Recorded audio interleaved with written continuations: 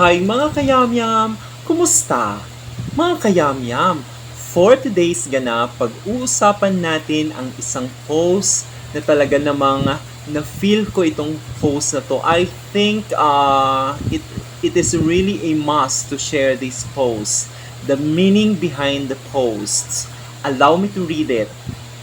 The title of the post is Stop Waiting. It's a female memes. So it goes like this. Travel solo. Go to the concert alone. Take yourself out to dinner. Explore your own city. And stop waiting for other people to give you permission to do the things that you want to do. So basically, these post talks about searching for happiness. All of us are trying our best to search for happiness. But there are four important things that we have to understand. Number one, you have to start now, not tomorrow. We have to start now. Now is the right time. If we really want to travel now, kahit wala po tayong kasama, travel. Try to travel. Try to do things by yourself. Hindi maibibigay ng ibang tao ang iyong kasiyahan. Your happiness is always dependent to your choice. Lagi natin yan tandaan mga kayamyam, okay? Pangalawa, you have to enjoy yourself. Dapat kahit na napaka-busy natin, we have to allot time for ourselves. Kailangan meron tayong tinatawag na me time. Manood ka ng sine, magpa-parlor ka, magpa-manicure, pedicure, travel alone, kumain ka mag-isa sa restaurant. Those times will give us happiness and enjoyment. Me time. Tandaan po natin yan mga kayamyam, okay? Pangatlo, love yourself.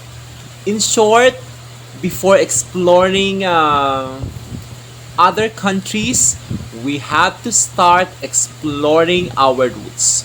We have to love our own roots. Kailangan explore natin ang ating maybe province. Mag-start tayo sa probinsya natin o kaya naman sa barangay natin, no? Anong meron sa ating barangay na magpapasaya sa atin, and most especially, we have to show our love to our dear country.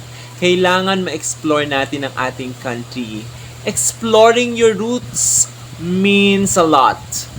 You cannot share what you do not have. Kaya kailangan alamin mo kung anong meron sa iyong pinanggalingan. It's one way to say or to give gratitude, or should I say giving back to your community, no?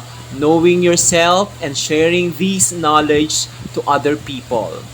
And lastly, fourth insight, dapat hindi nating hanapin ang happiness sa ibang tao, no? Your happiness is not determined by others. Kailangan palaging mag-start sa atin. Lahat ng bagay, ang mga blessings na pwede nating ma-share, mag-start sa ating sarili. We cannot share happiness pag hindi natin siya nararamdaman sa ating sarili, no? A genuine happiness always starts from our heart. Kailangan yung sincerity natin sa mga ginagawa natin, no? At the end of the day, after experiencing happiness, we must share happiness. That is our ultimate goal, no? We cannot become a good steward.